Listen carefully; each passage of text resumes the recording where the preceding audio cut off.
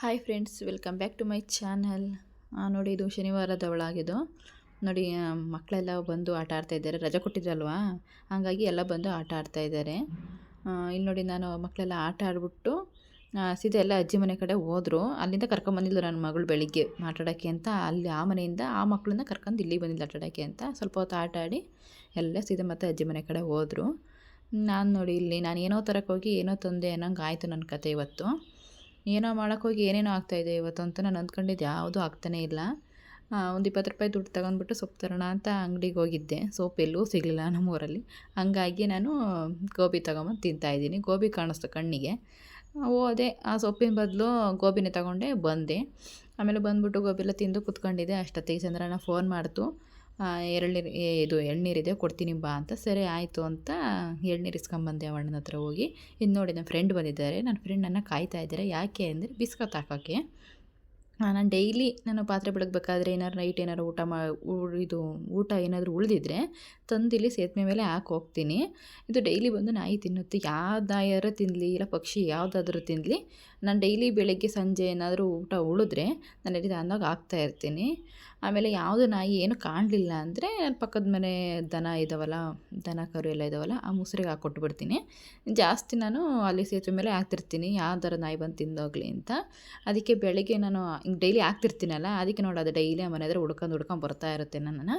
ನೋಡಿ, ಇವಾಗ ಸಂಜೆ ಮತ್ತೆ ಹುಡ್ಕೊಂಬಂದಿದ್ದೆ ನನ್ನನ್ನು. ಬೆಳಗ್ಗೆ ಬಿಸ್ಕತ್ ಹಾಕಿದ್ನಲ್ಲ, ಅದಕ್ಕೆ ಮತ್ತೆ ಸಂಜೆ ಹುಡ್ಕೊಂಬಂದಿದ್ದೆ. ಅದಕ್ಕೆ ಏನೂ ಇರಲಿಲ್ಲ ಹಾಕೋದಕ್ಕೆ, ಅನ್ನ ಏನೂ ಇರಲಿಲ್ಲ. ಸಾಂಬಾರು ಮಾಡೋಣ ಅಂತ ಇಟ್ಕೊಂಡಿದ್ದೆ. ಅದೇ ಹೇಳಿದ್ನಲ್ಲ, ಸೊಪ್ಪು ತರೋಕ್ಕೋಗಿ ಏನೂ ತರಲಿಲ್ಲ, ಗೋಬಿ ತಂದು ತಿಂದೆ ಅಂತ. ಅದಕ್ಕೆ ಅನ್ನ ಇರಲಿಲ್ಲ, ಸಾಂಬಾರೇನೂ ಮಾಡಿರಲಿಲ್ಲ. ಇನ್ನು ಸಾಂಬಾರು ಮಾಡಿದ್ದೆ, ಅನ್ನ ಇರಲಿಲ್ಲ ನನಗೆ ಹಾಕೋಕ್ಕೆ. ಹಂಗಾಗಿ ನಾನು ಬಿಸ್ಕೆಟ್ ಇತ್ತು ಅಂತ ಬಿಸ್ಕೆಟ್ನೇ ಹಾಕಿ ಕಳಿಸ್ದೆ ನಾಯಿನ. ಆಮೇಲೆ ನಾವೊಂದು ಚಿಕ್ಕ ನಾಯಿ ಸಾಕಿದ್ವಿ ಫ್ರೆಂಡ್ಸ್. ಅದು ಈಗ 1 ವರ್ಷ ಏನೋ ಆಯಿತು, 1 ವರ್ಷದ ಮೇಲಾಯಿತು ನಾಯಿ ಸಾಕಿದ್ವಿ. ಒಂದು 3 ತಿಂಗಳೇನೋ ನಮ್ಮ ಜೊತೆಯಲ್ಲಿತ್ತು. ತುಂಬ ಇಷ್ಟಪಟ್ಟು ನಾನು ಫಸ್ಟ್ ಟೈಮು ನಾನು ನಾಯಿ ಸಾಕಿದ್ದು ಅಂದರೆ ಅದೇ ಫಸ್ಟ್ ಟೈಮು. ನಾಯಿ ಏನೋ ಆಯಿತೋ ಏನೋ ಗೊತ್ತಿಲ್ಲ, ಪಾಪ ಹುಷಾರಿಲ್ದಲೇ ಸಾಯಿತು. ಎಷ್ಟು ದುಃಖ ಆಗಿತ್ತು ಅಂದರೆ, ಒಂದು ಮಗುನ ಕಳ್ಕೊಂಡಾಗ ಎಷ್ಟು ದುಃಖ ಆಗುತ್ತೋ ಅಷ್ಟು ದುಃಖ ಆಗಿತ್ತು. ಅವತ್ತೇ ಲಾಸ್ಟ್ ನಾವು ಇನ್ನೊಂದು ನಾಯಿ ತರಲೂ ಇಲ್ಲ, ಸಾಕಲೂ ಇಲ್ಲ ನಾವು. ಯಾಕಂದರೆ ಫುಲ್ ಬೇಜಾರಾಗೋಯಿತು. ಆಮೇಲೆ ಅಲ್ಲಿ ನಾಯಿನೆಲ್ಲ ಬಿಸ್ಕೆಟ್ ಎಲ್ಲ ಹಾಕ್ಬಿಟ್ಟು ಬಂದು ನೋಡಿ, ಇವಾಗಿನ್ನು ನಾನು ರೈಸಿಗೆ ಇಟ್ಟಿದ್ದು. ಅದಕ್ಕೆ ರೈಸ್ ಇರಲಿಲ್ಲ ಅಂತ ನಾಯಿಗೆ ಹಾಕಲಿಲ್ಲ, ಬಿಸ್ಕೆಟ್ ಹಾಕಿ ಕಳಿಸ್ದೆ. ಆಮೇಲೆ ಪಾತ್ರೆ ಎಲ್ಲ ತೊಳ್ಕೊಂಬಂದು ಇಟ್ಟಿದ್ನಲ್ಲ, ಅದನ್ನೆಲ್ಲ ನಾನು ಜೋಡಿಸ್ತಾ ಇದ್ದೀನಿ ಪಾತ್ರೆನ. ಯಾಕಂದರೆ ನನಗೆ ಪಾತ್ರೆನ ತೊಳೆದು ಇಟ್ಟು ಬಿಡು ಆಮೇಲೆ ಜೋಡಿಸಿದ್ರಾಯ್ತು ಅಂತ ಕೂತ್ಕೊಳ್ಳೋಕ್ಕಾಗಲ್ಲ ನನಗೆ ಪಾತ್ರೆ ತೊಳ್ಕೊಂಬಂದ ತಕ್ಷಣ ಜೋಡಿಸ್ಬಿಡ್ಬೇಕು ನನಗೆ. ಇಲ್ಲ ಅಂದರೆ ನನಗೆ ಅದು ಏನೋ ಒಂಥರ ಮನಸ್ಸಲ್ಲಿ ಕಾಡ್ತಾನೇ ಇರುತ್ತೆ, ಜೋಡಿಸಿಲ್ವಲ್ಲ ಅಂತ. ಅದಕ್ಕೆ ನಾನು ತಂದ ತಕ್ಷಣ ಫಸ್ಟ್ ಆ ಪಾತ್ರೆ ಪ್ಲೇಸ್ಗಳಿಗೆ ಆ ಪಾತ್ರೆಗಳನ್ನ ಇಕ್ಬಿಡ್ತೀನಿ ನಾನು. ಆಮೇಲೆ ನಾನು ಹುಳ್ಶೆಪ್ ಮಾಡೋಣ ಅಂತ ಕಾಳೆಲ್ಲ ಅಷ್ಟು ಕಾಳನ್ನು ನೆನಕಿದ್ದೆ. ಅಂದರೆ ಒಂದು 4-5 ಥರ ಕಾಳು ಹಾಕ್ಬಿಟ್ಟು ನಮ್ಮೂರಲ್ಲಿ ಹುಳ್ಶೆಪ್ ಸಾಂಬಾರು ಮಾಡ್ತಾರೆ, ಸೊಪ್ಪು ಹಾಕ್ಬಿಟ್ಟು. ನೆನಾಕ್ಬಿಟ್ಟಿದ್ದೆ ನಾನು ಬೆಳಿಗ್ಗೆ ಸೊಪ್ಪು ತಂದು ಮಾಡಿದರೆ ಆಯಿತು ಅಂತ. ಸೊಪ್ಪು ಸಿಗಲಿಲ್ವಲ್ಲ, ಇನ್ನೇನು ಮಾಡೋದು, ಕಾಳು ಬೇರೆ ನೆನಾಕ್ಬಿಟ್ಟಿದ್ದೀನಿ ಆಲ್ರೆಡಿ ಅಂತ. ಆ ಕಾಳನ್ನೇ ಎಲ್ಲ ಫುಲ್ಲೆಲ್ಲ ಹಾಕ್ಬಿಟ್ಟು ಹುಳಿ ಸಾಂಬಾರು ಮಾಡಿಬಿಟ್ಟೆ.